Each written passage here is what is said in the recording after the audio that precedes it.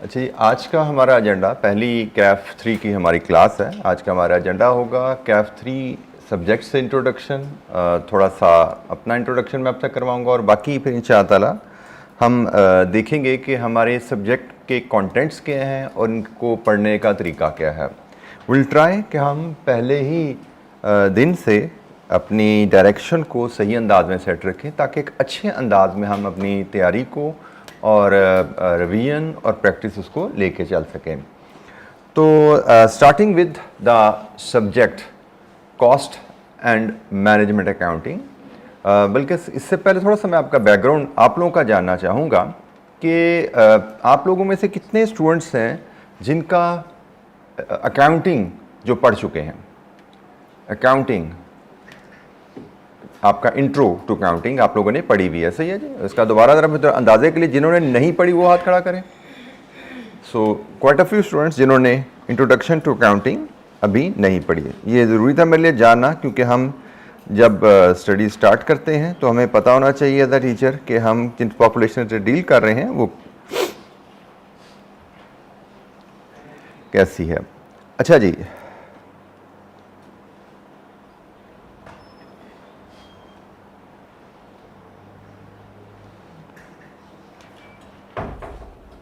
ये ब्रीफ सा मेरा इंट्रोडक्शन।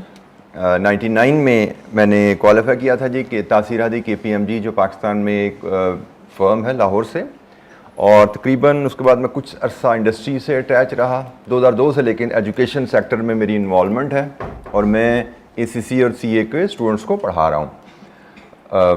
आई एम अल्हम्दुलिल्लाह amongst those few accountants.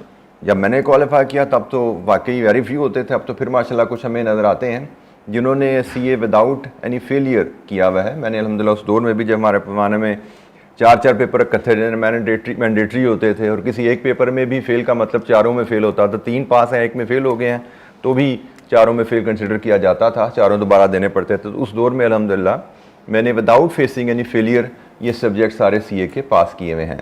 Currently I am working as a partner in Rahman Sarfaraz Rahim Iqbal Rafiq which is member firm of Russell Bedford International. और मेरे area of teaching में 3 subjects आते हैं। कैफ 3 है, कैफ 6 में जो फाइनेंस का पोर्शन है सिर्फ वो मैं टेकअप करता हूँ, और BFD है। मेरी टीचिंग कैरियर बल्कि अगर मैं देखता हूँ तो ACC में भी कुछ ऐसा ही था और CA में भी ऐसा ही है कि मैं एडवांस पेपर से पढ़ाना शुरू करता हूँ फिर नीचे आता हूँ। नॉर्मली लोग बेसिक पेपर से पढ़ा के ऊपर जाते हैं, मैं ऊपर से पढ़ा के फिर नीचे आता होता हूँ। ACC में मैंने ऐसा किया था, मैंने पहले एडवांस फाइनेंशियल मैनेजमेंट पढ़ाई थी, उसके बाद फिर फाइनेंशियल मैनेजमेंट और बेसिक कॉस्ट अकाउंटिंग पढ़ाई थी। और CA में भी मेरा ऐसा ही है कि मैंने पहले BFD जो है वो पढ़ाना शुरू किया, उसके बाद मैनेजमेंट अकाउंटिंग फाइनल लेवल्स पे होती थी उसको पढ़ाया, और उसके बाद फिर मैंने कैफ लेवल पे कॉस्ट अकाउंटिंग को पढ़ाना शुरू किया। इसको भी 7-8 साल हो गए हैं कॉस्ट को पढ़ाते हुए भी, ICAP लेवल पे भी। तो ये ब्रीफ मेरा इंट्रोडक्शन था, और इसमें मैंने जो बात आपसे की कि फर्स्ट अटैम्प्ट में अल्हम्दुलिल्लाह मैंने जब पेपर पास किए तो उसकी वजह जो मैं समझता हूँ, जो अल्लाह ताला की मदद से मुझे गाइडेंस रही, that was my study methodology. मैं पढ़ता कैसे था, मैं प्रैक्टिस कैसे करता था, मैं एग्ज़ाम कैसे देता था, मैं बड़ा डिफ्रेंशिएट कर पाता था अपनी प्रिपरेशन को, अपनी परफॉर्मेंस को बाकी स्टूडेंट्स के साथ। और जब टीचिंग में आया तो मेरी कोशिश यही होती है कि जो चीज़ें मैंने देखी, मुझे लगा कि जिन्होंने डिफरेंस डाला मेरी परफॉर्मेंस में, मैं आप लोगों से ज़रूर कम्युनिकेट करूं। उसमें रिवीजन की, प्रैक्टिस की और एग्ज़ाम की बेतहाशा स्ट्रेटजीज़ और टेक्निक्स शामिल हैं। तो इंशाअल्लाह मेरी कोशिश होगी उन पे मेरा बहुत ज़्यादा जोर रहे और आप फील करते रहेंगे कि इंशाअल्लाह आपको ये सपोर्ट उधर से मिलती रहेगी। अच्छा जी, अब हम कॉस्ट एंड मैनेजमेंट अकाउंटिंग की तरफ चलते हैं। तो उससे पहले हम थोड़ा सा फाइनेंशियल अकाउंटिंग की बात समझें। तो यहाँ पे जैसे हमें पता है कुछ स्टूडेंट्स ने फाइनेंशियल अकाउंटिंग पढ़ी हुई है, कुछ ने फाइनेंशियल अकाउंटिंग नहीं पढ़ी हुई। तो पहले हम सब्जेक्ट की ABC समझने के लिए, इस सब्जेक्ट को देखने के लिए थोड़ा सा ओवरऑल हम अकाउंटिंग को पहले देखें। तो जनाब फाइनेंशियल अकाउंटिंग जिन्होंने पढ़ी हुई है, by definition what is financial accounting? Any volunteer, क्या होती है फाइनेंशियल अकाउंटिंग? जी, कोई वॉलंटियर चाहिए हमें? मकसद क्या है? ट्रांजैक्शन तो वो तो डील करना है, खरीदो फरोख्त करनी है, वो तो नुमाइंदे होते हैं, आपके कंपनी के एम्प्लॉयज़ होते हैं जो बिजनेस ट्रांजैक्शंस कर रहे होते हैं, कोई ख़रीद रहे हैं, कोई फ़रोख्त कर रहे हैं, कोई सेल्स हैं, कोई परचेजेस हैं, कारोबार, छोटी सी चले कारोबार की मिसाल ले लेते हैं। एक ग्रॉसरी शॉप है महल्ले की, उसमें दुकानदार बैठा हुआ है, वो आपका मटीरियल ख़रीदता है, कुछ चीज़ें दूध ख़रीदता है, दालें ख़रीदता है, चीनी ख़रीदता है, वो बेचता है कस्टमर को। तो ये तो होगी ट्रांजैक्शन, बिजनेस ट्रांजैक्शन। अब हम अकाउंटिंग की जब बात करते हैं और फाइनेंशियल अकाउंटिंग की बात करते हैं, फाइनेंशियल अकाउंटिंग क्या करती है?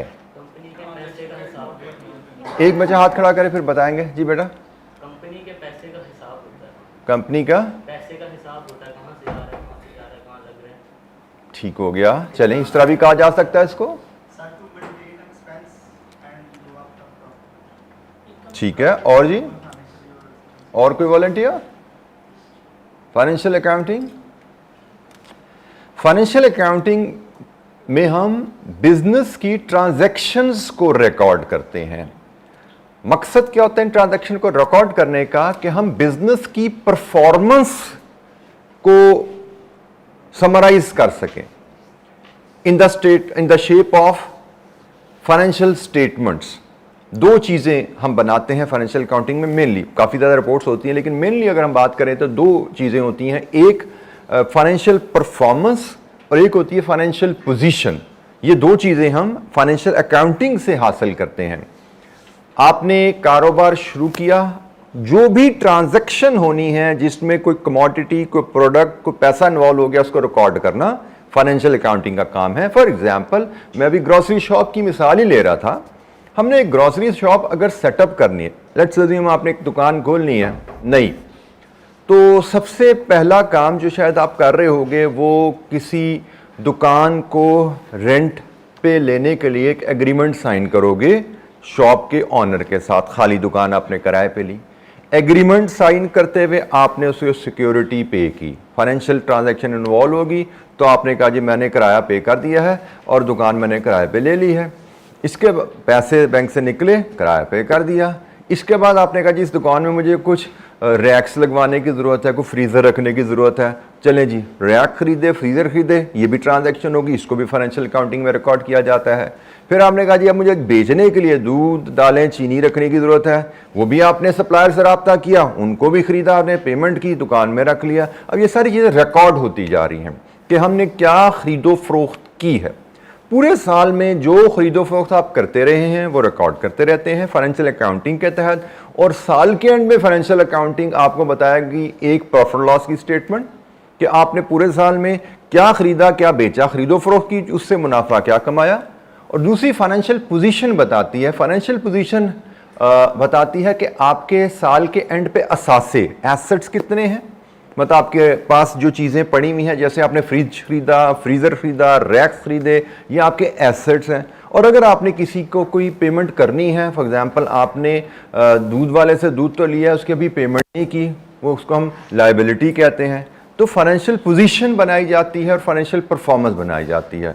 कमाया क्या हमने और उसमें से असासे कितने बनाए हैं और कितने लोगों के हम लेन देन हमारा पेंडिंग है। ये काम फाइनेंशियल अकाउंटिंग करती है कि ईयर, साल के एंड पे हमारी परफॉर्मेंस बिजनेस की क्या रही इन टर्म्स ऑफ प्रॉफिट और लॉस, और हमारी बिजनेस की फाइनेंशियल पोजीशन क्या है in terms of assets and liabilities. There are few more statements as well, लेकिन फिलहाल इंट्रोडक्शन लेवल पे हम बात करते हैं कि हमारा फाइनेंशियल अकाउंटिंग हमें फाइनेंशियल परफॉर्मेंस और फाइनेंशियल पोजीशन के बारे में इंफॉर्मेशन देती है। अगेन ये डिटेल डिस्कशन आपकी फाइनेंशियल अकाउंटिंग अब जाहिर बात इन्होंने पहले नहीं भी पढ़ी, वो भी अब पढ़ना शुरू कर देंगे बच्चे, और साथ साथ ये चलती रहेगी। अच्छा जी, हमारा जो स्कोप है कैफ 3 में वो कॉस्ट एंड मैनेजमेंट अकाउंटिंग है। इस सब्जेक्ट का नाम ही हमारा कॉस्ट एंड मैनेजमेंट अकाउंटिंग है। कॉस्ट अकाउंटिंग और फाइनेंशियल अकाउंटिंग में डिफरेंस क्या है, मैनेजमेंट अकाउंटिंग को हम बाद में डील करते हैं। फाइनेंशियल अकाउंटिंग आपको बिजनेस की ओवरऑल परफॉर्मेंस बताती है कि पूरे साल में आपने कितनी वैल्यू की सेल्स की, पूरे साल में वो जो आपने सेल्स की हैं वो चीज़ें आपने कितने की खरीदी थी, प्रॉफिट आपने कितना कमाया। मैं फाइनेंशियल अकाउंटिंग पे दोबारा हूँ यहाँ पे, तो हम यहाँ पे देखते हैं, ऑब्जर्व करते हैं, हमने पूरे साल में सेल्स कितने की हैं, लेट्स अज्यूम 100 रुपये की हमने सेल्स की हैं, और इनकी कॉस्ट क्या थी, ये चीज़ें हमने खरीदी कितने की थी, से 70 रुपये की, तो हमने कहा जी हमने मुनाफा कमाया है 30 रुपये। ये फाइनेंशियल अकाउंटिंग में फाइनेंशियल परफॉर्मेंस मेजर करने का तरीका है कि पूरे साल में सेल्स कितनी हुई और ये जो चीज़ें हमने बेची हैं ये खरीदी कितने की थी, इन सेल्स की कॉस्ट कितनी थी, उससे हमें प्रॉफिट मिला। कॉस्ट अकाउंटिंग इसके बारक्स बात करती है, ये भी फाइनेंशियल, आप कह सकते हैं अकाउंटिंग की एक ब्रांच है, अकाउंटिंग एक ब्रांच फाइनेंशियल अकाउंटिंग होगी, एक ब्रांच कॉस्ट अकाउंटिंग होगी।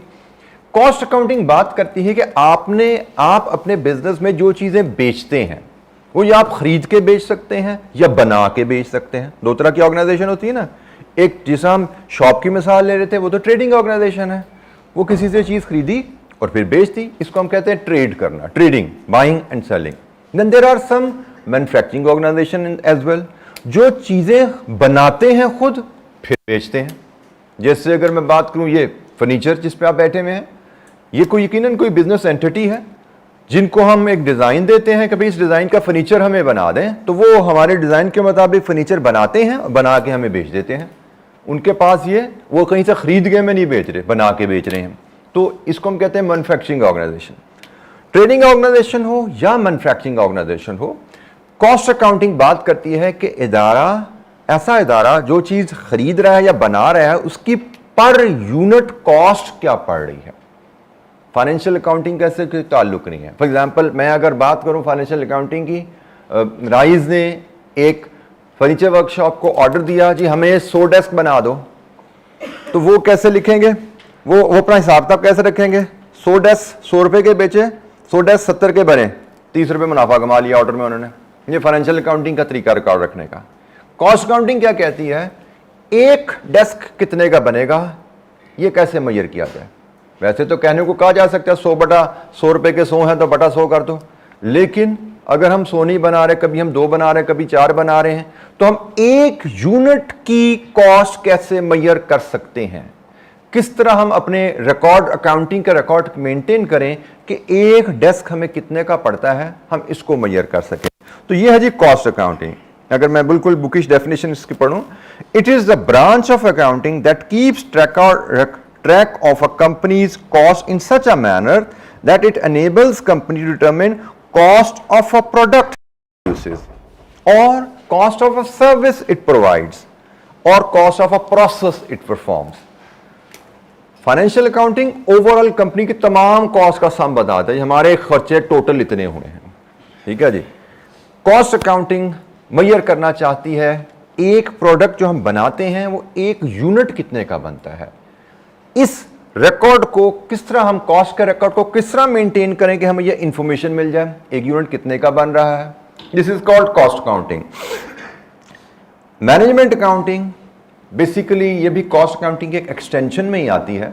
अभी मैं फिर कह रहा हूँ एबीसी है, आगे कितने ही चैप्टर हमने 12, 14, 15 चैप्टर पढ़ने हैं, कभी कोई कॉस्ट के ऊपर होगा, कोई मैनेजमेंट पे होगा, पढ़ते रहेंगे, साथ साथ तारुफ लेते रहेंगे, बार रिपीट होती रहेंगी चीज़ें।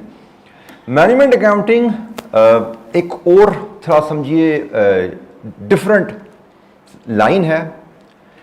इसका मकसद है कि इंफॉर्मेशन को इस अंदाज में अरेंज करना कि मैनेजमेंट जो है उस इंफॉर्मेशन को यूज करके बिजनेस डिसीजंस ले सके। बड़ी सिंपल मिसाल, बिजनेस डिसीजन कई तरह के होते हैं। फॉर एग्जांपल फर्नीचर वर्कशॉप की मिसाल है, तो आपके पास एक कस्टमर आ सकता है जी मुझे ये डेस्क की प्राइस बता दें। नॉर्मली कस्टमर ऐसे नहीं होता ये 100 डेस्क बना दें मुझे, वो क्या करते हैं, वो एक सप्लायर के पास जाएंगे जी मुझे 100 डेस्क बनवाने हैं, कॉस्ट पर यूनिट बताएं कितने का डेस्क बना के देंगे, वो दूसरे के पास जाएंगे, तीसरे के पास जाएंगे। This is how we should do, हमें भी ऐसा ही करना चाहिए। हम पर्सनल लाइफ में भी ऐसा ही करते हैं। हमने कोई चीज़ खरीदनी हो बाजार से, किसी एक दुकान पर जाके कोई कपड़ा खरीदना है, कोई शूज़ खरीदने, एक दुकान पर जाकर नहीं खरीद लेते, हम दूसरी डिफरेंट शॉप्स पे जाते हैं, शूज़ देखते हैं, प्राइस देखते हैं, क्वालिटी देखते हैं, उसके बाद फैसला करते हैं। तो तमाम बिजनेस में कस्टमर ऐसे ही कर रहे होते हैं। अगर हम फर्नीचर वर्कशॉप की मिसाल ले रहे हैं तो हमारे पास जो कस्टमर आएगा वो कहेगा जी मुझे कोटेशन बताएं, मैंने 100 डेस्क लेने हैं, पर डेस्क कितनी कीमत चार्ज करेंगे।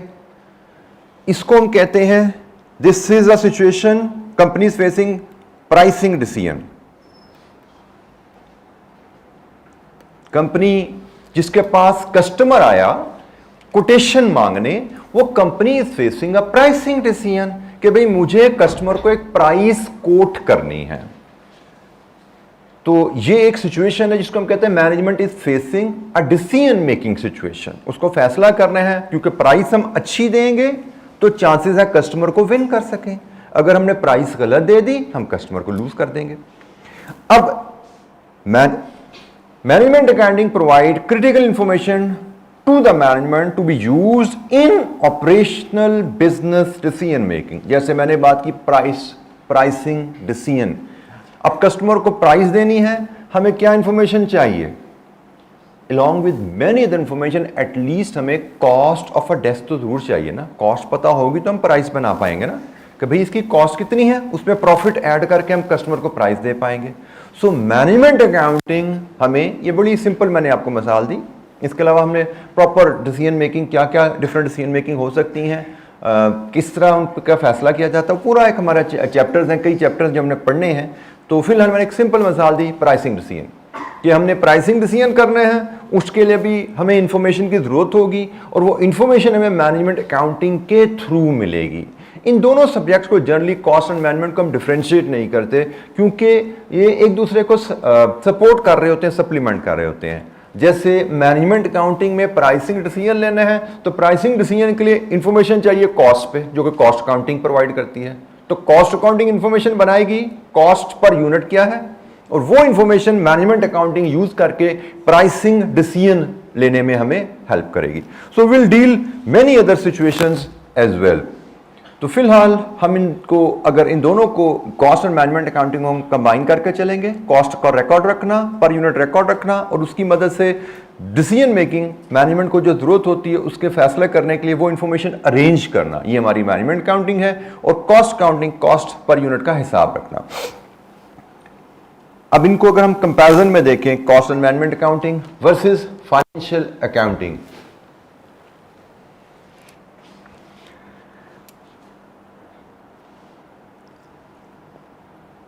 Criteria number 1, information mainly produced for. Cost and management accounting की जो इंफॉर्मेशन होती है वो इंटरनल यूजर के लिए होती है। वो सिर्फ कंपनी में, विद इन कंपनी जो मैनेजर्स हैं कंपनी के, वो बिजनेस मैनेजर हैं, वो परचेज मैनेजर हैं, वो सेल्स मैनेजर हैं, उनके इस्तेमाल के लिए होती है। एम्प्लॉयज यूज करते हैं। फाइनेंशियल अकाउंटिंग जो इन्फॉर्मेशन हमें देती है, जिसमें फाइनेंशियल स्टेटमेंट्स जिसको हम कहते हैं, जिसमें प्रॉफिट लॉस है, जिसमें आपकी स्टेटमेंट ऑफ फाइनेंशियल पोजीशन है, वो normally external to the company लोगों के लिए होती है। वो लोग जो कंपनी के साथ ऑपरेशन में इन्वॉल्व नहीं हैं, जैसे शेयर होल्डर्स हैं, जैसे क्रेडिटर्स हैं जिनसे आपने चीज़ें खरीदी हैं, जैसे बैंकर्स हैं आपके, इवन गवर्नमेंट अथॉरिटीज़ हैं जिनको, लिमिटेड कंपनीज को गवर्नमेंट अथॉरिटीज़ को भी सबमिट करनी पड़ती है फाइनेंशियल स्टेटमेंट। तो ये financial accounting information primarily external user के लिए, एम्प्लॉयज़ के काम की वो इन्फॉर्मेशन यूजुअली नहीं होती। एम्प्लॉयज़ की काम की information management, cost and management accounting से आती है। Purpose of the information, cost and management accounting बनाई जाती है प्लानिंग के लिए, कंट्रोल के लिए, डिसीजन मेकिंग के लिए। आप अपने कॉस्ट को कंट्रोल करना चाहते हैं कि हमारी कॉस्ट, क्योंकि बिजनेस कर रहे हैं, बिजनेस में आपने मुनाफा कमाना है। मुनाफा कमाने का एक तरीका तो यह कि आप प्राइस बढ़ा दें, लेकिन जैसे मैंने कहा अगर प्राइस आपकी अच्छी नहीं है तो आपका तो कस्टमर लूज हो जाएगा। तो मुनाफा कमाने का दूसरा तरीका क्या है कि कॉस्ट को कम से कम रखें। तो कॉस्ट अकाउंटिंग में हम कॉस्ट को कैसे मॉनिटर कर सकते हैं, कॉस्ट को कैसे कंट्रोल कर सकते हैं, कम से कम रख सकते हैं, वो हम यहाँ पे सीख रहे होते हैं। एंड देन फाइनेंशियल अकाउंटिंग में हम financial performance and financial position देख रहे होते हैं कि कंपनी की फाइनेंशियल परफॉर्मेंस क्या रही, कंपनी कितना मुनाफा कमाया किसी एक साल में, इन अ पीरियड, या किसी एक क्वार्टर में, और उसकी पोजीशन, फाइनेंशियल पोजीशन क्या है जिसमें हम उसके एसेट्स और उसकी लायबिलिटीज का हिसाब रखते हैं। अच्छा, एक बात आपने बेटा जहन में रखनी है कि नॉर्मली ये कोर्स, जैसे हमने कहा कैफ 3 नई स्कीम जब ट्रांजिशन में जाते हैं तो इस तरह के चैलेंजेस हमें आते हैं। कैफ 3 इज डिज़ाइंड फॉर दो स्टूडेंट्स जिन्होंने पीआरसी में इंट्रो पढ़ा हो। डिज़ाइन ऐसा ही है ना, पीआरसी के बाद पढ़ा हुआ, लेकिन ट्रांजिशन की वजह से वी नो, जैसे हम देखा काफ़ी ज़्यादा स्टूडेंट्स ने इंट्रो नहीं पढ़ा हुआ। तो देयर इज़ अ पॉसिबिलिटी कि यहाँ पे मैं कोई ऐसी टर्म बोलूँ जो कि आपको लगे या मुझे नहीं समझ आई है, तो ये आपकी जिम्मेदारी बेटा, कभी भी क्लास में हाथ रेज करके क्वेश्चन पूछने से ना घबराइएगा, ठीक है। ये आपकी जिम्मेदारी, क्योंकि ये हमें सेशन में, कभी इस तरह के सेशन में, ट्रांजिशन सेशन में चैलेंज थोड़ा रहता है हमें। पिछले सेमेस्टर में भी चैलेंज था, अल्हम्दुलिल्लाह हमने बड़े अच्छे तरीके से, हसन तरीके से इसको कवर कप कर लिया। जैसे मैं आपको कह रहा हूँ कि अगर कोई मैंने टर्म बोली आपको नहीं समझ आई, you have all the right to ask. कोशिश तो मेरी है कि मैं टर्म्स कम से कम वो यूज़ करूँ जो इंट्रो वाली हैं, जिन्होंने बच्चों ने नहीं पढ़ा हुआ, ताकि वो भी हमारे साथ आहिस्ता आहिस्ता एडजस्ट हो सके। और ये भी सिर्फ एक हफ्ते की बात है, 5 से 7-8 लेक्चर गुजरेंगे तो हम सारे एक लेवल पे तकरीबन आ चुके होंगे। कुछ बच्चे आप इंट्रो पढ़ना शुरू कर देंगे, उसकी बेसिक टर्म सीख चुके होंगे, कुछ मैं यहाँ पे थोड़ा थोड़ा आपको बताता जाऊँगा। तो हम एक हफ्ते बाद, 8-10 दिन बाद हम एक लेवल पे सारे आ चुके होंगे इंशाअल्लाह। तो कोई मेरे को चैलेंज नहीं होगा, लेकिन टिल दैट टाइम कोई इशू, कोई आपको टर्म में दिक्कत हो, कभी भी सवाल पूछने से ना हिचकिचाइएगा। अच्छा जी, legal requirement, cost and management accounting कोई लीगल रिक्वायरमेंट नहीं है। हम तो सिर्फ इंटरनल अपनी परफॉर्मेंस को इंप्रूव करने के लिए, planning, controlling and decision making के लिए करते हैं। कोई लीगल रिक्वायरमेंट नहीं है, कानून नहीं हमें कहता कॉस्ट रिकॉर्ड मेंटेन करो। लेकिन फाइनेंशियल अकाउंटिंग में खासतौर पर लिमिटेड कंपनीज के लिए कानून कहता है कि आप फाइनेंशियल अकाउंटिंग कीजिए, फाइनेंशियल स्टेटमेंट्स बनाइए और इन लोगों से शेयर कीजिए। ये कानून की रिक्वायरमेंट है।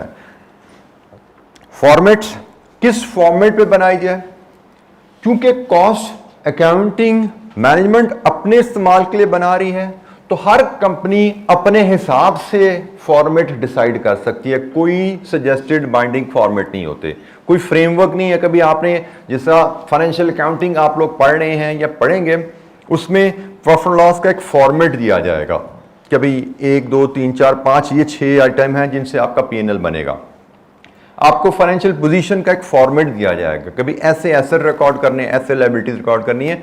स्टैंडर्ड्स हैं अकाउंटिंग के, फ्रेमवर्क हैं जो आपको बताते हैं आपने फाइनेंशियल अकाउंटिंग कैसे करनी है। कॉस्ट अकाउंटिंग में कोई सेट फॉर्मेट नहीं होता। ये कंपनी के मैनेजर्स जो काम कर रहे हैं उनकी अपनी जिम्मेदार, उनकी अपनी स्वाबदीद है। उनको किस तरह की इंफॉर्मेशन चाहिए, किस फॉर्मेट पे चाहिए, उसको उस तरह डिजाइन कर सकते हैं। कोई बाइंडिंग फॉर्मेट यहां पे नहीं है। Nature of the information, cost and management accounting में financial and non financial information दोनों यूज की जाती हैं। फाइनेंशियल एंड नॉन फाइनेंशियल से क्या मुराद है, फर्क बताएगा। What is financial and what is non financial?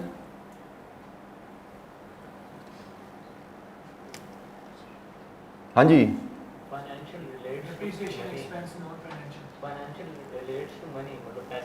बिल्कुल ठीक है, बिल्कुल ठीक है। फाइनेंशियल बिल्कुल ठीक ठीक बताया साथी ने।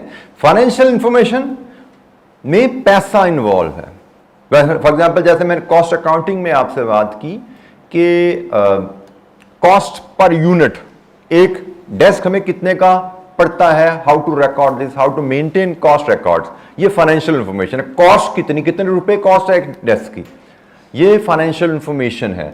नॉन फाइनेंशियल इंफॉर्मेशन में बी रेफरिंग टू क्वांटिटी, कि एक टेबल बनाने में लकड़ी कितनी लगी, पाइप कितना लगा, कपड़ा कितना लगा, ये भी इंफॉर्मेशन है, नॉन फाइनेंशियल इंफॉर्मेशन है।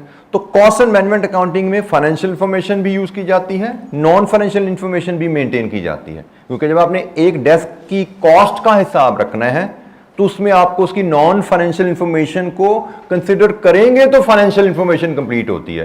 कितने मीटर कपड़ा लगा, ये नॉन फाइनेंशियल है। किस रेट पे खरीदा गया, ये फाइनेंशियल इंफॉर्मेशन है। कितने फीट ये शीट हमने इस्तेमाल की, ये नॉन फाइनेंशियल इंफॉर्मेशन है। किस रेट पे खरीदी, ये फाइनेंशियल इंफॉर्मेशन है। कॉस्ट अकाउंटिंग दोनों इंफॉर्मेशन को मेंटेन करता है। Financial information primarily, financial accounting primarily financial information से डील करती है। इसमें नॉन फाइनेंशियल इंफॉर्मेशन आपको रेयरली कहीं नजर आएगी। ऑल्दो हम जब जाते हैं कंपनीज की फाइनेंशियल स्टेटमेंट पे तो अकाउंटिंग स्टैंडर्ड हमसे कहीं ना कहीं, इसलिए यहाँ पे मोस्टली का वर्ड यूज किया गया, 100% नहीं कहा गया, मोस्टली नॉन फाइनेंशियल इसमें फाइनेंशियल होती है। कहीं ना कहीं हमसे नॉन फाइनेंशियल इंफॉर्मेशन भी कहा जाता है कि फाइनेंशियल स्टेटमेंट्स में उनको भी मेंशन कीजिए। जैसे फॉर योर इंफॉर्मेशन, हम जब किसी इंटरनेशनल स्टैंडर्ड्स को जब अप्लाई करते हैं तो इंटरनेशनल स्टैंडर्ड हमसे इंफॉर्मेशन मांगता है कि आप कंपनीज के एम्प्लॉयज़ के बारे में भी बताइए कि कंपनी में ड्यूरिंग द ईयर कितने एम्प्लॉयज़ रहे। अब ये नॉन फाइनेंशियल इंफॉर्मेशन है, ये भी लेकिन फाइनेंशियल स्टेटमेंट्स में, फाइनेंशियल अकाउंटिंग में इसका भी रिकॉर्ड हमें स्टेटमेंट्स में देना पड़ता है। But primarily mostly financial information नहीं होती है, जबकि यहाँ पे इक्वली यूज हो रही होती है। Financial information non financial information के बगैर यहाँ पे समझा नहीं जाता कंप्लीट है। इधर ऐसा नहीं है, हर फाइनेंशियल स्टेटमेंट में नंबर ऑफ एम्प्लॉयज नहीं बताए जाते, सिर्फ लिस्टेड कंपनीज या जो बड़ी लिमिटेड कंपनीज हैं उनकी फाइनेंशियल स्टेटमेंट में नॉन फाइनेंशियल इंफॉर्मेशन आएगी। टाइम पीरियड, किस अरसे के लिए इनको प्रिपेयर किया जाता है, historical and forward looking. Cost and management accounting में डाटा भी यूज किया जाता है, कॉस्ट एंड मैनेजमेंट अकाउंटिंग में फ्यूचर के बारे में भी हम इंफॉर्मेशन प्रिडिक्ट करते हैं। पास्ट इंफॉर्मेशन भी है हिस्टोरिकल, फॉरवर्ड लुकिंग, फ्यूचर के बारे में इंफॉर्मेशन भी है कॉस्ट एंड मैनेजमेंट अकाउंटिंग में। Whereas financial accounting is totally history. Financial accounting totally history होती है, ये सिर्फ पास्ट के बारे में इंफॉर्मेशन देता है आपको, क्योंकि इसमें हमने कहा क्या कि भाई पास्ट में जो हमने ट्रांजैक्शंस की उन्हीं का रिकॉर्ड हम रख रहे होते हैं, जबकि यहां पे हम क्या कर रहे होते हैं कि ये जो हमने डेस्क है ये हमने बेचना है, तो किस प्राइस पे बेचें, कस्टमर को प्राइस देनी है हमने, तो कस्टमर को प्राइस पसंद आएगी तो वो फ्यूचर में हमें ऑर्डर देगा ना। वो कस्टमर हमारे पास आएगा, जी मैंने आपसे अप्रैल में 100 डेस्क खरीदे हैं, तो मुझे बताइए अप्रैल में आप मुझे डेस्क कितने का बेचेंगे। अब ये फ्यूचर की इंफॉर्मेशन है कि फ्यूचर में हम उसको कितने पैसे उसे वसूल करना चाहते हैं एक डेस्क के। पास्ट की इंफॉर्मेशन भी इसमें मेंटेन की जाती है, हम कैलकुलेट करेंगे पिछले महीने हमें डेस्क कितने का पड़ा, फिर हम हिसाब लगाएंगे अगर ये डेस्क अगले महीने हम बनाएं तो हमें कितने का पड़ सकता है, उसके हिसाब से अगले महीने में कितनी प्राइस कस्टमर को कोट करनी चाहिए। तो कॉस्ट अकाउंटिंग में हिस्ट्री भी होती है, फ्यूचर के बारे में इंफॉर्मेशन भी होती है, जिसको हम फॉरवर्ड लुकिंग कह रहे हैं। फाइनेंशियल अकाउंटिंग टोटल हिस्ट्री होती है। ये वेल एबीसी थोड़ी सी हमने सब्जेक्ट की तरह देख ली कि हमने कॉस्ट एंड मैनेजमेंट अकाउंटिंग में सीखना क्या है, कॉस्ट पर यूनिट मेजर करना, हम किस तरह कॉस्ट पर यूनिट मेजर कर सकते हैं, ये डेस्क कितने का पड़ा हमें, हम इसका रिकॉर्ड कैसे रखें, कैसे कैलकुलेट करें कॉस्ट पर डेस्क, ये जानना हमें इसलिए जरूरी है ताकि हम मैनेजमेंट अकाउंटिंग में इस इंफॉर्मेशन को यूज कर सकें, हम प्राइसिंग डिसीजन में इस इंफॉर्मेशन को यूज कर सकें, इसलिए हमें कॉस्ट का रिकॉर्ड रखना जरूरी है। ये जो कुछ फीचर्स हैं इनके, कोई सवाल किसी टर्म पे किसी जगह आपको कोई फर्दर गाइडेंस चाहिए तो पूछिए। सर आपने फ्रेमवर्क यूज किया था वर्ड, वो क्या होता है? बेटा फ्रेमवर्क से मुराद होता है सेट ऑफ गाइडलाइंस, ठीक है, कि आपको एक सेट ऑफ गाइडलाइन दे दी जाए कि भाई इन गाइडलाइंस के मुताबिक काम कीजिए। नॉर्मली फाइनेंशियल अकाउंटिंग में हमें एक गाइडलाइंस दी जाती हैं जिनको इंटरनेशनल अकाउंटिंग स्टैंडर्ड्स या इंटरनेशनल फाइनेंशियल रिपोर्टिंग स्टैंडर्ड्स कहा जाता है। इंशाअल्लाह पढ़ेंगे अकाउंटिंग तो देखेंगे, वो हमें एक सेट ऑफ रूल्स दे दिए गए हैं कि इन रूल्स के मुताबिक आपने फाइनेंशियल स्टेटमेंट्स बनानी है। कॉस्ट अकाउंटिंग में ऐसा सेट फ्रेमवर्क नहीं होता। फाइनेंशियल अकाउंटिंग में there is a set format, जैसे हमने बात की थी कि आपने प्रॉफिट लॉस का एक सेट फॉर्मेट है, जैसे स्टेटमेंट ऑफ फाइनेंशियल पोजीशन का एक सेट फॉर्मेट है जिसके मुताबिक आपको चीज इंफॉर्मेशन प्रेजेंट करनी है। वो एक हमें फ्रेमवर्क है जो हमें ये फॉर्मेट्स प्रोवाइड करता है, जबकि कॉस्ट एंड मैनेजमेंट अकाउंटिंग में ऐसा नहीं होता। वहां पे we are at liberty to decide on any format. ठीक है जी, एनी अदर जी बेटा। फाइनेंशियल अकाउंटिंग में जो statement of profit and loss है वो हम कमिंग ईयर्स के लिए नहीं बना सकते। Financial accounting only record history, सिर्फ हिस्ट्री का रिकॉर्ड है। जो बिजनेस में ट्रांजैक्शन हुई उनको रिकॉर्ड कीजिए और उन ट्रांजैक्शन को फिर समराइज कर दीजिए, पास्ट का रिकॉर्ड है। हम फ्यूचर के बारे में बना सकते हैं, उसको हम budgeted profit and loss statement कहते हैं, उसको हम budgeted statement of financial position कहते हैं। और ये जो बजटिंग का हमारा एरिया है ये हमारा कैफ 6 में हम पढ़ेंगे। ये भी कॉस्ट एंड मैनेजमेंट अकाउंटिंग के अंडर ही आता है, मैनेजमेंट अकाउंटिंग के अंडर आता है, फाइनेंशियल अकाउंटिंग के अंडर नहीं आता।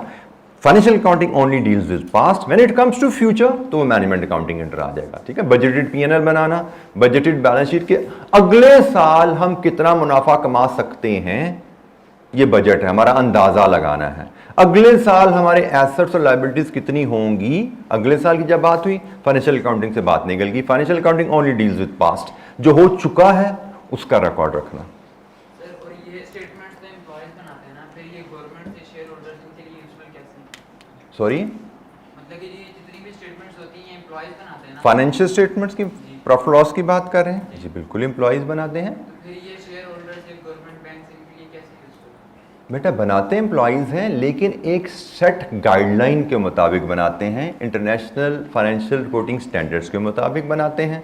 एक सेट फॉर्मेट है, ग्लोबली नोन फॉर्मेट है।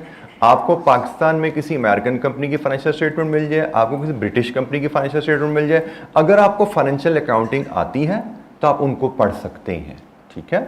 और फाइनेंशियल स्टेटमेंट्स आपको पता है जो कंपनीज होती हैं बनाते तो एम्प्लॉयज़ हैं, लेकिन ऑडिटर्स उनको ऑडिट भी करते हैं, जो कि एक तरह की सर्टिफिकेशन होती है कि जिसमें हम ओपिनियन दे रहे होते हैं कि ये फाइनेंशियल स्टेटमेंट रिपोर्टिंग स्टैंडर्ड्स के एन मुताबिक है, ठीक है। तो जब एक फॉर्मेट, क्योंकि इसीलिए हमने कहा फॉर्मेट क्यों रिक्वायर्ड है कि बना मैं रहा हूँ, पढ़नी आपने है। तो अगर मैं अपने हिसाब से बना दूंगा तो आपको पढ़ने में दिक्कत होगी। तो जो बाहर के लोगों के लिए हमने बनानी है उसका फॉर्मेट डिसाइडेड है, भाई इस हिसाब से बनानी है ताकि सबको समझ आ जाए। लेकिन जब मैं मैनेजमेंट अकाउंटिंग कर रहा हूं तो वो इन्फॉर्मेशन मैंने या मेरे साथियों ने यूज करनी है, तो किसी को नहीं समझ आएगी मुझसे पूछ लेगा, हम एक ही कंपनी में काम करते हैं तो जो मर्जी फॉर्मेट में इस्तेमाल कर लूंगा। तो फाइनेंशियल अकाउंटिंग में हम जो मर्जी फॉर्मेट इस्तेमाल नहीं कर सकते। मैनेजमेंट अकाउंटिंग में we are at liberty to use any format. जी जनाब, एनी अदर क्वेश्चन, कोई और सवाल? जी बेटा। लिमिटेड कंपनीज कौन सी होती हैं? जब आप कारोबार शुरू करते हैं तो कारोबार शुरू करने के लिए आपको एक बिजनेस यूनिट एस्टैब्लिश करना पड़ता है। बिजनेस एंटिटीज, बिजनेस यूनिट्स कई तरह के हो सकते हैं, जिसको हम कहते हैं जी, हम सोल प्रोप्राइटरशिप हो सकते हैं। मैं अकेला हूं, मैं अकेला कारोबार करना चाह रहा हूं तो मैं एज एन इंडिविजुअल कारोबार शुरू कर देता हूं, जिसको हम सोल प्रोप्राइटरशिप कहते हैं। एक बिजनेस एंटिटी का फॉर्मेट पार्टनरशिप होता है, जिसमें मैं और आप या 4 लोग या 6 लोग मिलकर एक एग्रीमेंट करते हैं कि एज अ पार्टनर हम काम करने जा रहे हैं। एग्रीमेंट किया हमने पार्टनरशिप का कि एज अ पार्टनर हम एक से फर्नीचर वर्कशॉप खोलने जा रहे हैं, इसको हम पार्टनरशिप कहते हैं। फिर एक लिमिटेड कंपनी होती है जिसको हम SCCP के साथ रजिस्टर करवाते हैं। फर्क क्या होता है लिमिटेड और आम पार्टनरशिप में? आम पार्टनरशिप में अगर मेरा कभी नुकसान हुआ, हम कभी नुकसान में चले गए, तो मैंने जिन लोगों का लेन देन करना है उन सब को पैसे पूरे करना मेरी जिम्मेदारी है, मेरे पार्टनर की जिम्मेदारी है। बेशक मुझे घर बेच के, गाड़ी बेच के पैसे पूरा करना पड़े, हम करेंगे पार्टनरशिप में। इवन सोल प्रोप्राइटरशिप में भी यही है। अगर मेरा कारोबार नुकसान की वजह से बंद हो गया तो कारोबार बंद होने के बाद मुझे अपने घर से पैसे लाके अपनी लायबिलिटीज पे करनी पड़े तो वो मेरी मजबूरी है। लिमिटेड लायबिलिटी कंपनीज वो होती हैं जिनमें बिजनेसमैन इस तकलीफ से बचता है। उसमें बिजनेसमैन कारोबार शुरू करते हुए एक फिक्स अमाउंट बिजनेस को दे देता है। ये मैंने बिजनेस शुरू किया है और मैंने 1 करोड़ इसमें डाले हैं। जब लिमिटेड कंपनी बनती है उसमें जिम्मेदारी लिमिटेड होती है बिजनेसमैन की। ऐसा नहीं कि कारोबार नुकसान हो गया तो घर भी बिक गया। लिमिटेड कंपनी में कारोबार जब रजिस्टर हुआ SCCP के साथ, stock securities and exchange commission के साथ, तो बिजनेसमैन ने, ऑनर्स ने कहा जी हमने 1 करोड़ इस कारोबार में डाले हैं, हम 1 करोड़ से कारोबार शुरू कर रहे हैं। तो इसका मतलब है कि अगर कभी कारोबार डूबा, नुकसान हुआ, तो भैया 1 करोड़ ही डूबेगा, मेरा घर नहीं बिकेगा इससे, ठीक है। लायबिलिटी जो होती है ऑनर्स की वो लिमिटेड हो जाती है, जितना पैसा उन्होंने कारोबार में डाला। जबकि पार्टनरशिप में, सोल प्रोप्राइटरशिप में ऐसा नहीं होता। कारोबार में मैंने जितना भी पैसा डाला वो तो जाएगा ही जाएगा, मेरा घर भी बिक जाएगा अगर नुकसान ज्यादा हो गया।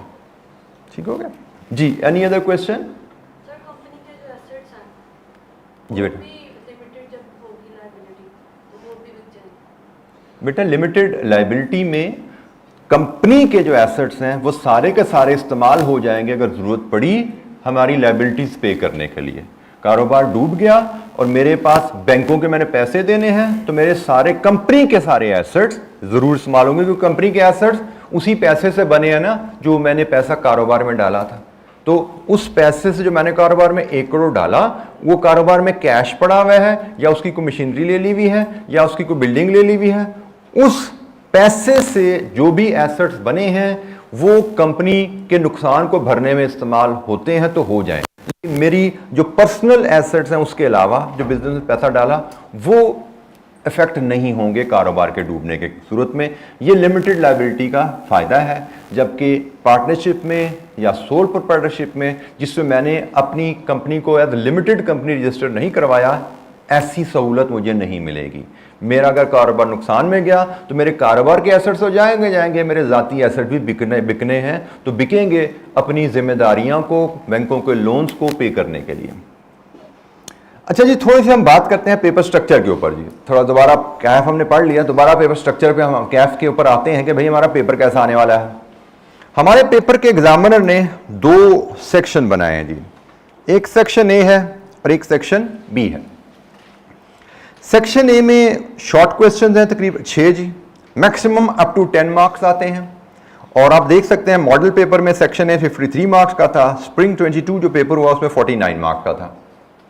सेक्शन बी में हमें 3 क्वेश्चन आते हैं, ये जरा लेंथी क्वेश्चन होते हैं। एक question maximum up to 20 marks जा सकता है, लेकिन मॉडल पेपर में ये तीनों क्वेश्चन 47 मार्क्स के थे और स्प्रिंग में ये तीनों क्वेश्चन 51 मार्क्स के थे। तो इन टोटल हमें 9 क्वेश्चन आने वाले हैं, question section A and section B. Section A में शॉर्ट क्वेश्चन होंगे 6, 8, 10 नंबर के। सेक्शन बी में लॉन्ग क्वेश्चन हो गए 14, 15, 18, 20 नंबर, इस रेंज के, ठीक है जी। और मार्क्स सेफली आप कह सकते हैं 50-50 हैं। 6 क्वेश्चन 50 मार्क्स के, 3 क्वेश्चन 50 मार्क्स के, ऑलमोस्ट 50-50 हैं। तो ये जो हमारे पेपर स्ट्रक्चर होगा, इसकी इंप्लीकेशन क्या बनती है कि जब 9 क्वेश्चन बनने हैं तो शायद लगभग हर टॉपिक की टच हो जाना है। अब हम जरा एग्जाम की बात भी कर लें, प्रिपरेशन की बात भी कर लें कि हमारे चैप्टर भी कोई इतने कोई मिला के टॉपिक भी हमारे यहाँ पे 9-10 टॉपिक ही बनते हैं या 11 बनते होंगे, तो 9 तो क्वेश्चन आ जाने हैं। इसका मतलब ऑलमोस्ट हर टॉपिक पे एग्जामिनर किसी पे छोटा सवाल दे देगा, किसी पे लॉन्ग क्वेश्चन दे देगा, वो टेस्ट हो जाना है। सो ये तो एक जनरल गाइडलाइन आई बिलीव आपको बता दी गई होगी। अगर लेकिन नहीं पता तो याद रख लीजिए, सीए में there is no room for selective studies, कोई सिलेक्टिव स्टडी का रूम नहीं होता। जैसे हम इससे पहले मैट्रिक में इंटर लेवल तक हम 3 चॉइस होती थी हमारे पास, ये हमें 10 सवाल आए, मुझे नहीं पता अब कैसे चलता है, मेरे ज़माने में तो ऐसे ही होता था, 10 सवाल आते थे, 10 में 6 या 7 करने होते थे, 3-4 चॉइस में छोड़ने होते थे। अभी भी ऐसा ही होता है। तो अब सीए में ये चॉइस नहीं होती, सीए में जितने सवाल आएंगे सारे के सारे करने हैं आपने, ठीक है। और सवाल किसी भी एरिया से आ सकता है। तो अगर आप कॉन्फिडेंस से पास होना चाहते हो तो आपको 100% सिलेबस कवर करना है। हाँ, इसमें ये गाइडलाइन आपको टीचर देते रहते हैं कि भाई कौन से एरिया ज़्यादा इंपॉर्टेंट है, जिनको ज़्यादा रिवीजन ज़्यादा टाइम देना है, कौन से एरिया लेस इंपॉर्टेंट है, जिनको हम कम टाइम दे के गुजारा करेंगे। लेकिन ये कभी नहीं होगा कि भाई इसको 0 कर दो, इसको 100 कर लो। यहाँ ये होता है भाई इसको 100 कर लो, इसको 80 कर लो, इसको 60 कर लो, ये तैयारी काफ़ी है। लेकिन 100 और 0 नहीं होता कि भाई इसको 0 कर लो। आपको तैयारी हर टॉपिक की करनी है। इंशाअल्लाह will be covering every area है। अच्छा जी, ये हमें जो ग्रिड दी गई है आईकैप ने, हमारे सिलेबस को 3 बड़े हेड्स में तकसीम किया गया। पहले जी A, B and C, different chapters हैं, इन पे हम बात नहीं करते, हम जैसे जैसे पढ़ेंगे उस पर हमारी बात होती रहेगी। लेकिन 3 बड़े ग्रे एरियाज में हर एरिया को नंबर साइन कर दिए, 35 से 45, 20 से 30, 30 to 40। ये आईकैप ने सिलेबस में अपने वेट असाइन किया है। ये मॉडल पेपर में मार्क्स टेस्ट हुए हैं और ये स्प्रिंग 22 में मार्क्स टेस्ट हुए हैं। तो जब से आईकैप ने अपनी स्कीम को इंप्रूव किया है, सिलेबस को स्ट्रक्चर में बांटा है, हम देखते हैं कि आईकैप जो गाइडलाइन देता है उसके मुताबिक ही मार्क्स टेस्ट करता है। गाइडलाइन के मुताबिक ही मार्क्स टेस्ट हो रहे हैं। हमारे ज़माने में ना सिलेबस होता था ना गाइडलाइन होती थी। हमारे ज़माने में बाद का होता था कि इसी एरिया में से 100 नंबर बन जाते थे पूरे, अब कर लो पास। और इस बात का अनइम्पॉर्टेंट क्वेश्चन होते थे, अनइम्पॉर्टेंट टॉपिक्स होते थे जिनमें बंदे ने उतनी डेप्थ में तैयारी नहीं की होती, उसमें से 30 नंबर का सवाल आ जाता था। कोई गाइडलाइन नहीं, कोई फॉर्मेट नहीं। अब तो आपको प्रॉपर कितने क्वेश्चन होंगे, कितने मार्क्स तक के होंगे, किस एरिया से होंगे, सब कुछ मिलता है। हमारे ज़माने में ऐसा नहीं होता था। इसका फ़ायदा भी होता था, इसका नुकसान भी होता था। I am beneficiary of this system by the way. तो बहरहाल आगे चल के कोई बात करेंगे क्या फ़ायदा उठाता है इस सिस्टम से मैंने। लेकिन हमारा सिस्टम जो सिलेबस डिवाइडेड है, आप देख सकते हैं क्वेश्चन कभी कंसिस्टेंटली रिपीट हो रहा है, कभी टॉपिक बदल रहे हैं, कभी टॉपिक रिपीट हो रहे हैं, कहीं चेंज हो रहे हैं, देख रहे हैं आप यहाँ पे।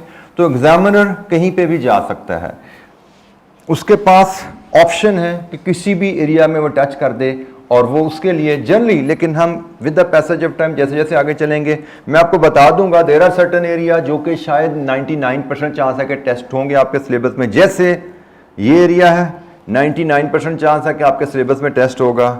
जैसे ये एरिया है 99% चांस है टेस्ट होगा। ये एरिया है 99% चांस है टेस्ट होगा। ये जो एरियाज है ना मिला के ये हमारा एक टॉपिक बनता है। ये तो 100% है कि इसमें से टेस्ट होना ही होना है। सो हम 9 में से समझ लें आप टोटल 9 क्वेश्चन आने हैं, 9 में से 6 या 7 क्वेश्चन तुम बता सकते हैं 6-7 क्वेश्चन तो ये टॉपिक का यहाँ से आने हैं, बाकी 2-3 बदल सकते हैं, कभी इधर से होंगे कभी उधर से होंगे। तो इंशाअल्लाह जैसे जैसे आगे चलेंगे हम ये बात करते रहेंगे कि कौन से टॉपिक मस्ट पर अपेयर है बेस्ड ऑन आवर एक्सपीरियंस और कौन से टॉपिक जिनमें एग्जामिनर प्ले कर सकता है। बट यहाँ से भी जो बात हम देख रहे हैं कि चॉइस का रूम आपको बिल्कुल नहीं होता, ठीक है, कोई चॉइस आपके पास ऑप्शन नहीं होती कि आप स्टडी में सिलेक्टिव हो सको। ये इन जनरल सिलेबस की गाइडलाइन है। जैसे यहाँ पे मैं आपको बता दूं कि एग्जामिनर ने हमें जो आईकैप ने बताया हुआ है, सिलेबस नई स्कीम जब आती है तो एग्जामिनर ने हमें कहा हुआ है कि भाई जो कंटेंट किताब में, आईकैप की किताब में जो कंटेंट आ गया है ना और वो सिलेबस में भी अवेलेबल है, that is your syllabus, that is examinable. Syllabus में भी है, आईकैप की किताब में भी है तो एग्जामिनेबल है। कोई ऐसी चीज जो सिलेबस में है लेकिन किताब में नहीं है, एग्जामिनेबल नहीं है। जैसे पिछली टर्म में ऐसे हुआ, सिलेबस में एक टॉपिक कैफ 3 में था, किताब में नहीं था, तो हमने पता तो था आईकैप ने हमें लिख के दिया कि भाई ये टॉपिक एग्जामिनेबल नहीं है, लेकिन फिर भी एग्जामिनर हमने आईकैप से पता करना बेहतर समझा, उनको बताया, पूछा उनसे कि भाई ये टॉपिक, उनका जी नहीं जी क्योंकि किताब में नहीं है इसलिए टेस्ट नहीं होगा। ये रूल है, सिलेबस में लिखा हुआ है, किताब में नहीं है टेस्ट नहीं होगा, किताब में है सिलेबस में नहीं है टेस्ट नहीं होगा। ठीक हो गया? तो वो टॉपिक जो दोनों जगह प्रेजेंट हैं, सिलेबस में भी हैं किताब में भी हैं, वो टेस्ट होंगे। बाद वो जो टॉपिक पिछली दफा किताब में नहीं था अब नई किताब में आ चुका है, तो इस वक्त वो आपके लिए एग्जामिनेबल हो गया है। वो छोटा छोटा सा टॉपिक है, उसको हम देखेंगे। तो ये तो एक होगी सिलेबस की guideline, but this is not your headache, this is my headache. I will take care कि इंशाअल्लाह जो किताब में है, जो सिलेबस में है, वो पूरा हम फुली कवर करें इंशाअल्लाह। और जहां तक बात आती है डिफिकल्टी की, इसमें एक मैं समझता हूं जो मैंने रिसेंट स्कीम में देखा वो एक अच्छी बात है जो मैं नजर आई, अच्छी क्या मुझे लगता है एक मुनासिब बात नजर आई। पहले ये टॉपिक आपको पता है कॉस्ट एंड मैनेजमेंट अकाउंटिंग जब हम पढ़ाते थे बच्चों को स्प्रिंग 22 से पहले ऑटम 21 तक, it used to be tested at CAF 8 level. आखिरी अटेम्प्ट में बच्चा पेपर दे रहा होता था कैफ की, अब आप लोग देने हैं कैफ की पहली अटेम्प्ट में। तो जो अच्छी बात है जो आईकैप ने की कि इनका टेस्टिंग लेवल थोड़ा नीचे लाया है, विच इज़ फेयर कि कैफ 8 लेवल पे बच्चा कैफ की 1.5 की स्टडी के बाद बैठता था और आप अब AFC PRC के बाद फौरन बैठे हुए हो, तो डिफिकल्टी लेवल एग्जामिनर ने थोड़ा सा कम किया है, which is good, which is rational है, वुड से अक्लमंदी है, जिसका फ़ायदा इस अटेम्प्ट में आपको स्टूडेंट्स की फीडबैक से भी नजर आएगा। सब ने कहा जी बड़ा आसान बड़ा आसान। उसकी वजह यह थी कि हम जो 5 पेपर कर रहे हैं वो कर रहे हैं हम कैफ 8 के, क्योंकि वही अवेलेबल है अभी, और कैफ 8 थोड़ा सा एडवांस लेवल समझा जाता है। उसकी टेस्टिंग सिलेबस वही है लेकिन टेस्टिंग ज़्यादा थोड़ा मुश्किल लेवल पे होती थी। अब हमारे पास मटेरियल तो वही अवेलेबल है प्रैक्टिस के लिए कैफ 8 का ही, और तो कैफ 8 के लेवल की जब तैयारी करते हैं आप, जो एडवांस लेवल पेपर था, पेपर आ जाता है आपका ज़रा कैफ 3 लेवल का जो हल्का है, तो आपके लिए बड़ा आसान रहता है ये। तो ये इस लिहाज से एक पॉजिटिव है, क्योंकि गाइडलाइन पहले एग्जामिनर ने एक और जो गाइडलाइन में यहाँ पे बताना चाह रहा था कि डिफिकल्टी लेवल क्वेश्चंस का क्या होगा। उन्होंने कहा जी डिफिकल्टी लेवल अगर देखना है तो आईकैप का क्वेश्चन बैंक देख लें। आईकैप के पास ऑप्शन है कि उस डिफिकल्टी लेवल तक जा सकता है। आईकैप के क्वेश्चन बैंक में हम देखते हैं तो 5 पेपर क्वेश्चन जो पड़े हैं वो सारे कैफ 8 वाले हैं, तो आईकैप वहां तक जा सकता है, लेकिन अच्छी बात है कि ये उस लेवल तक गए नहीं, लेकिन हम प्रिपरेशन बहल उसी लेवल की करेंगे, उस लेवल तक हमें जाना पड़ेगा। जो डिफिकल्टी लेवल आईकैप ने अपने क्वेश्चन बैंक में दे दिया, हमें उस डिफिकल्टी लेवल तक अपने आप को प्रिपेयर करना है। ठीक है, ये गाइडलाइन भी आईकैप ने हमें दी हुई है। अच्छा जी, स्टडी मटेरियल प्राइमरली आपको नोट्स जो है वो आपको यूज करने हैं, हमें क्लास में भी घर पे भी वो यूज करने हैं, बट आई रिकमेंड कि आप अपने साथ आईकैप की स्टडी टेक्स्ट को भी कैरी कीजिए। कैरी इन द सेंस अपने पास हार्ड फॉर्म में लेने की वजह जरूरत नहीं है, सॉफ्ट फॉर्म में अगर आपके पास होनी चाहिए। ये किताब आपके किस काम आएगी?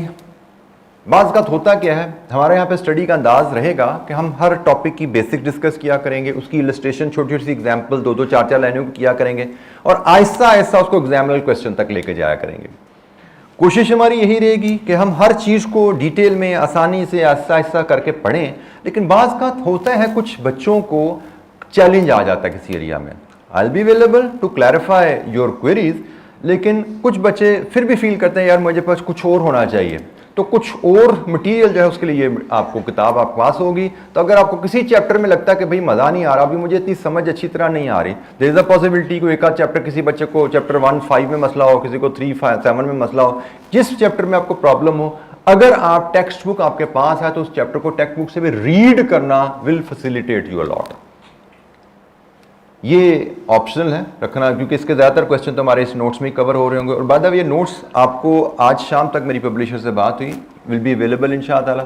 तो मे भी कल आप जब क्लास में आए तो शायद आप लोगों के पास हों, तो आज शाम को या कल सुबह आप ये ऑब्टेन कर सकेंगे। इधर बुक शॉप पे अवेलेबल हो जाएंगे राइस की।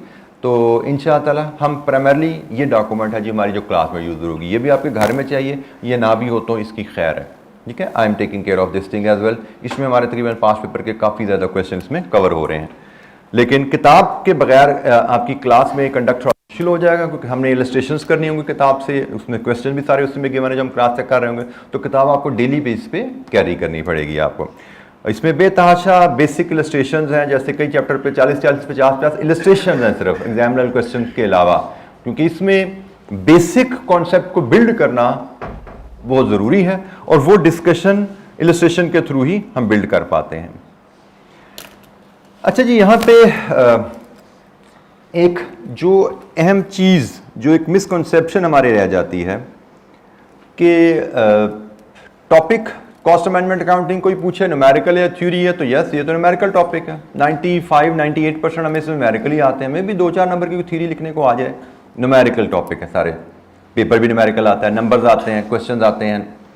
लेकिन इन न्यूमेरिकल को करने की एबिलिटी हासिल करने के लिए देयर आर सर्टन प्रिंसिपल्स जो हमें सीखने पड़ते हैं और जो लिखे हुए होते हैं। मैं यहाँ पे बोलूँगा, नोट्स में भी लिखे होंगे, किताब में भी लिखे होंगे। तो चीज़ों को आपने बहुत ज़रूरी है जानना कि आप इनको नोट से पढ़ के जानिए, या अगर टेक्स्ट बुक पढ़नी पड़ती है उसको भी पढ़िए, ठीक है। और बेसिक इलस्ट्रेशन समझिए। हमारी क्लासरूम अप्रोच भी यही होगी, कॉन्सेप्ट को एक्सप्लेन किया जाएगा आपको। कोई एक टूल पढ़ाना है, उस टूल की हमें ज़रूरत क्यों पेश आती है, वो टूल यूज़ कैसे किया जा सकता है, थॉरली डिस्कशन होगी, फिर बेसिक इलस्ट्रेशन होंगी और फिर एग्जामिनर क्वेश्चन पर जाएंगे। तो आपको जब भी किसी टॉपिक को सीखना होता है तो बेसिक्स पर जाना पड़ेगा, उसके लिए रीडिंग बहुत ज़रूरी है। ये मैंने रीडिंग को यहाँ पे स्पेशली हाईलाइट किया हुआ है।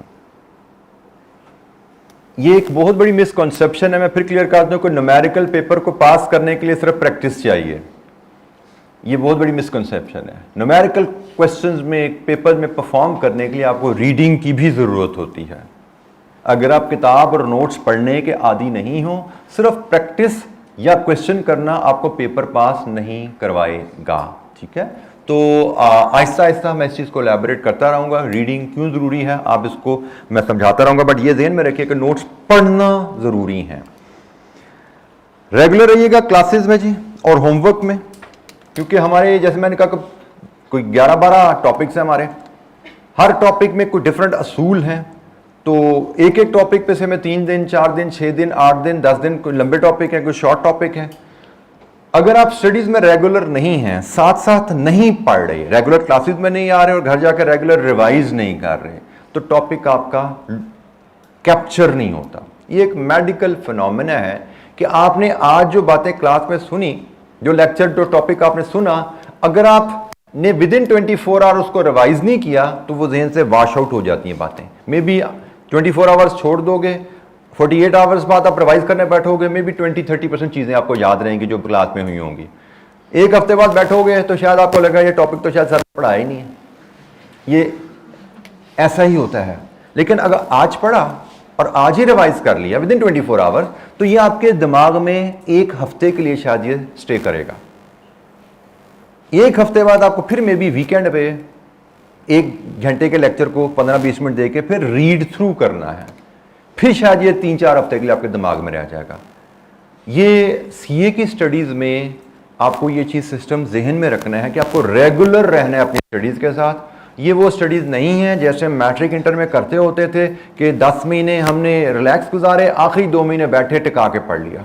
और क्योंकि वहाँ पे मसला होता था कि आपको परसेंटेज की जंग होती थी, जो बच्चा 4 महीने पढ़ेगा वो 95% ले लेगा, जो बच्चा 2 महीने पढ़ेगा वो 85 ले लेगा। वहाँ पे जंग होती है, कोई 1 महीना पढ़ेगा वो 70% ले लेगा। बट यहाँ पे हमारा ये मसला नहीं है, यहाँ पे हमें रेगुलरली पढ़ना है, थ्रू आउट पढ़ना है। Only then we can be sure of, reasonably sure of our success. अगर हम रेगुलरली आज के दिन से ही अगर हम ये सोच के बैठेंगे कि भाई बस छुट्टियां खत्म हो गई, पेपर दिए थे, छुट्टियां 2-3 हफ्ते एंजॉय कर लिया, बस आज से पढ़ाई शुरू, अगर ये सोच के आप स्टडीज में इन्वॉल्व होंगे, only then you will be able to gain that reasonable confidence कि इंशाअल्लाह ताला कमिंग टाइम में हम पास होंगे। ये आपको सीए की स्टडीज में जहन में रखना है कि आप इसको पास करना चाहते हैं फ्लाइंग कलर्स में पहले ही अटेम्प्ट में, तो आप रेगुलर रहना है स्टडीज के साथ। और रेगुलर स्टडीज में मेरा मतलब होता है ये, रेगुलरली पढ़ते रहें, रेगुलरली क्लास वर्क को देखते रहें। Practice question yes that comes later, उसको भी देखेंगे हम, लेकिन जब मैं बात कर रहा हूं सीखने की तो ये बात है जी। गाइडलाइंस आपको रेगुलरली मिलती रहेंगी। जैसे पहली गाइडलाइन मैंने आपको ये दे दी, रीडिंग इज वेरी इंपॉर्टेंट। अच्छा, ये रिवीजन एंड प्रैक्टिस ये 2 डिफरेंट चीजें होती हैं। अनफॉर्चुनेटली हम न्यूमेरिकल प्रैक्टिस के रेफरेंस से इन दोनों को मिक्सअप कर जाते हैं। हमारे स्टूडेंट क्या करते हैं जी, किसी टॉपिक को रिवाइज करना है न्यूमेरिकल का, आप भी इंटर एफएससी लेवल पे करते रहोगे। जिस टॉपिक को रिवाइज करना है उस टॉपिक के 2 पास पेपर के क्वेश्चन कर लो, 3 क्वेश्चन कर लो, हम समझते हैं टॉपिक रिवाइज हो गया। Revision means notes, reading of the notes. Revision का मतलब नोट्स की रीडिंग और basic illustration, this is revision. And then practice mean yes unseen questions को देखना और उनको अटेम्प्ट करना।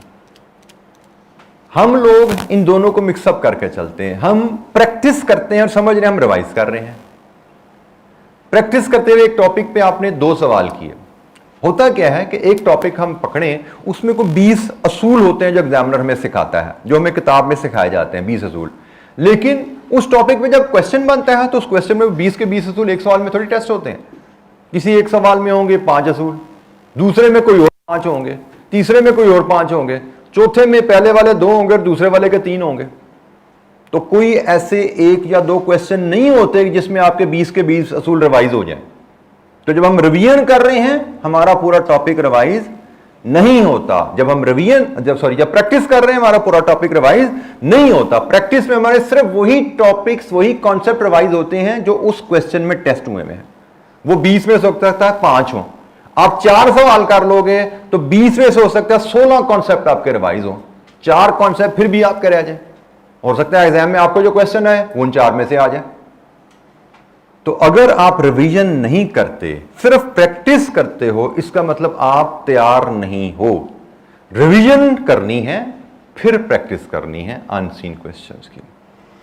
अच्छा जी, इसमें भी आपको एक जो चीज इंश्योर रखनी है, एक आपको आईकैप हमें एग्जामिनर मार्किंग की देता है और एक हमें एग्जामिनर कमेंट्स देता है। ये 2 बड़ी अहम चीजें हैं, ये हमारे नोट्स के एंड में हमें आपको जो किताब मिलेगी उसमें शामिल होंगी। मार्किंग की अंडरस्टैंडिंग के ऊपर आज का हम सेशन क्लोज करते हैं। बाकी थोड़ी सी बातें जो है वो मैं इंशाअल्लाह आपसे जो एग्जाम टेक्निक्स के हिसाब से है वो मैं कल करके फिर हम स्टडीज पे बात करेंगे। अभी मैंने अब थोड़ी देर पहले आपको मैनेजमेंट अकाउंटिंग का एक टॉपिक बताया कि डिसीजन मेकिंग, प्राइसिंग डिसीजन। हमें एग्जाम में क्वेश्चन आ सकता है कि भाई हमने ये फर्नीचर बना के बेचना है तो कस्टमर को हम इसकी क्या प्राइस कोट करें। क्वेश्चन है प्राइस पर डेस्क बताइए क्या है, 10 नंबर। अब प्राइस की डेस्क की प्राइस कैसे कैलकुलेट करनी है वो एग्जामिनर ने क्वेश्चन में बताया होता है। उसने बताया होगा मैं कि कंपनी की पॉलिसी है कॉस्ट प्लस 20%, ये क्वेश्चन में बताया होगा। इसका मतलब हमें प्राइस बतानी है तो पहले हमें डेस्क की कॉस्ट कैलकुलेट करनी है, फिर इसमें 20% प्रॉफिट ऐड करना है तो प्राइस आ जाएगी। हमारे जहन में शायद कहीं ये रह जाता है कि एग्जामिनर ने हमसे प्राइस मांगी है तो 10 नंबर प्राइस के हैं, जबकि ऐसा नहीं होता। ये आपको मार्किंग की जो बात की जा रही है वो इसलिए दी जा रही है, आप मार्किंग की को देखते हैं तो आपको पता लगता है कि भाई हमारी जो पहले में जो कॉस्ट कैलकुलेट करनी है उसमें हमें मटेरियल कितना लगा, से 1 नंबर इसका है, लेबर का खर्चा कितना आएगा टेस्ट बनाने पे, 2 नंबर इसके हैं, अदर एक्सपेंसेस कितने लगेंगे, 2 नंबर इसके हैं, फिर प्रॉफिट कैलकुलेट करना है में भी 2 नंबर इसके हैं। हम मटेरियल में फर्दर में करते हैं मटेरियल ए भी लगना है बी भी लगना है, तो 2 नंबर 2 नंबर, तो शायद ये 10 नंबर ऐसे बने होते हैं। क्वेश्चन में क्या नजर आ रहा है, प्राइस कैलकुलेट करें 10 नंबर, लेकिन 10 नंबर प्राइस के नहीं है, बल्कि प्राइस का तो 0 है।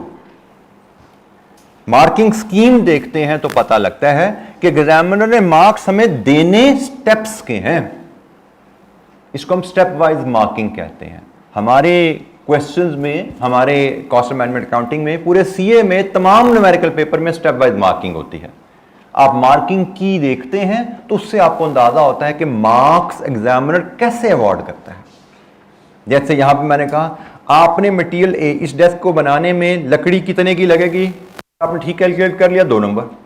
इस डेस्क को बनाने में कपड़ा कितने का लगेगा, 2 नंबर।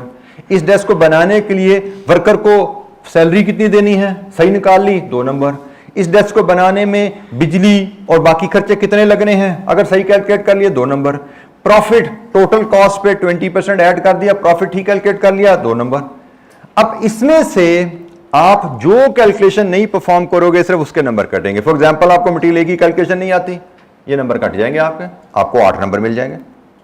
अब वन कुड आर्ग्यू कि भैया मटेरियल की कॉस्ट गलत कैलकुलेट की तो ये प्रॉफिट भी तो गलत आया ना, बट यहां पे प्रॉफिट की वैल्यू के नंबर नहीं होते, यहां पे असूल के नंबर हैं कि कॉस्ट जितनी भी कैलकुलेट की उस पे 20% आपने ठीक कैलकुलेट कर लिया। अब कॉस्ट गलत है तो प्रॉफिट तो गलत आना ही है, तो प्रॉफिट की वैल्यू के नंबर नहीं है, कॉन्सेप्ट के नंबर है कि आपने असूल ठीक लगाया। यहां पे वैल्यू गलत आई है बेशक, क्योंकि पीछे की वैल्यू गलत हो गई है तो आगे सारी वैल्यूज गलत आनी है, बट आपको इसके नंबर पूरे मिलते हैं। एक स्टेप जो गलत हो गया उससे हमें सिर्फ उस स्टेप का नंबर करते हैं, उस गलती के नंबर अगले स्टेप्स पे इफेक्ट नहीं डालते। ये अंडरस्टैंडिंग बहुत जरूरी है अगर आप एग्जाम में अच्छा परफॉर्म करना चाहते हैं। न्यूमेरिकल पेपर में आपकी परफॉर्मेंस बहुत डिपेंडेंट है इस चीज पे, और सबसे अहम जो स्किल हमें एग्जाम के लिए सीखनी है वो है भी यही कि भाई सवाल हम प्रैक्टिसिंग अनसीन क्वेश्चन जब हम करते हैं, मैं क्विकली आखिरी बात करके इसको खत्म करते हैं आज सेशन। नॉर्मली हम प्रैक्टिस करने का न्यूमेरिकल में अंदाज बच्चों का क्या डेवलप हुआ होता है या हो जाता है सीए में, जिसको मैं स्ट्रांगली डिस्करेज करता हूं। इट्स गुड कि आप शुरू में बिल्कुल लेवल पे, अभी शायद आपकी आदत इतनी खराब ना आई हो, पास पेपर क्वेश्चन करते हैं, बस सवाल पढ़ते हो और सवाल पढ़ने के बाद आप उसका जवाब देखते हो और जवाब देख के फिर उसको कॉपी करके बड़ा खुश हो जाते, मेरा एक सवाल हो गया। ये आपकी, मैं कहता हूं, टोटल वेस्ट ऑफ टाइम है, ये एक्टिविटी वेस्ट ऑफ टाइम है, क्योंकि एग्जाम में आपको आंसर नहीं मिलता, एग्जाम में सिर्फ क्वेश्चन मिलता है। आपको जो स्किल सीखनी है, क्वेश्चन को पढ़ा कैसा जाए, क्वेश्चन को समझा कैसा जाए और उसके मुताबिक क्वेश्चन का आंसर कैसे स्ट्रक्चर डिजाइन किया जाए और फिर उसको परफॉर्म किया जाए। फॉर एग्जांपल हमें प्राइस का क्वेश्चन आया तो आपको पता होना चाहिए प्राइस जो हमने निकालनी है उसको निकालने का तरीका क्या है। ए बी मटेरियल की कॉस्ट निकलेगी, फिर लेबर की कॉस्ट निकलेगी, फिर अदर एक्सपेंसेस निकलेंगे, टोटल कॉस्ट होगी, इसमें प्रॉफिट ऐड करेंगे, फिर प्राइस आएगी। ये तरीका आपको पता होना चाहिए और फिर इसमें से जो स्टेप्स आप कर सकते हो उनको करना, जो नहीं कर सकते उनको छोड़ना। ये एक बहुत अहम काम है। आपको मटेरियल की समझ नहीं आ रही, इसका मतलब ये नहीं कि आपने प्राइस नहीं निकालनी, इसका मतलब ये कि भाई 2 नंबर की चीज नहीं आती, बाकी 8 नंबर ले लो। तो 10 में से 8 नंबर कोई बुरी परफॉर्मेंस होती है? बिल्कुल बुरी नहीं है, बेहतरीन परफॉर्मेंस है।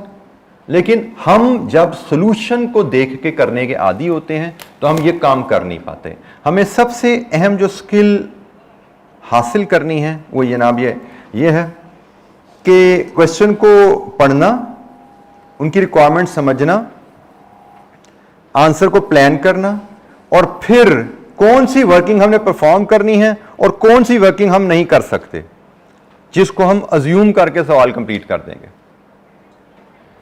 ये सबसे अहम स्किल है कि, और ये आप तभी परफॉर्म कर पाते हो एग्जाम में जब घर पे इसकी प्रैक्टिस की हो। जब घर पे आपने इसकी प्रैक्टिस की है कि हमने सवाल हमारे सामने आया, पूरा नहीं आता, मुझे तो इसमें से 4 स्टेप्स आते हैं, 2 स्टेप नहीं आते हैं, तो भाई जो 4 आते हैं वो करो, जो नहीं आते उनकी फिगर रिज्यूम कर लो, सवाल पूरा करो, सवाल पूरा करो, फिर देख लो जो 2 नहीं आते तो उनको कैसे करना चाहिए था, देन यू विल लर्न। लेकिन अगर सवाल पढ़ा, जवाब देखा, फिर हल किया, आपकी लर्निंग प्रोसेस में भी 5 या 7% हिली है। लेकिन अगर मैं सवाल पढ़ा, खुद अटेम्प्ट किया, जो आता है कर दिया, जो नहीं आता है ज्यूम करके सवाल पूरा कर दिया, फिगर ज्यूम करके सवाल पूरा कर दिया, फिर देखा कि क्या नहीं आता था, देन यू विल लर्न। तो ये प्रैक्टिसिंग जो है पास्ट पेपर्स की, उसको हमने फोकस रखना है, उस पर भी इंशाल्लाह बात करेंगे। तो कल से इंशाल्लाह तो कुछ थोड़ी सी बातें मेरी यहाँ पे रह गई हैं कंप्लीट करने वाली इनिशियल एंगल से, उनको हम कल करेंगे और कल अपनी स्टडीज़ भी हम साथ शुरू कर लेंगे इंशाल्लाह। ठीक है जी, थैंक यू वेरी मच, अस्सलाम वालेकुम।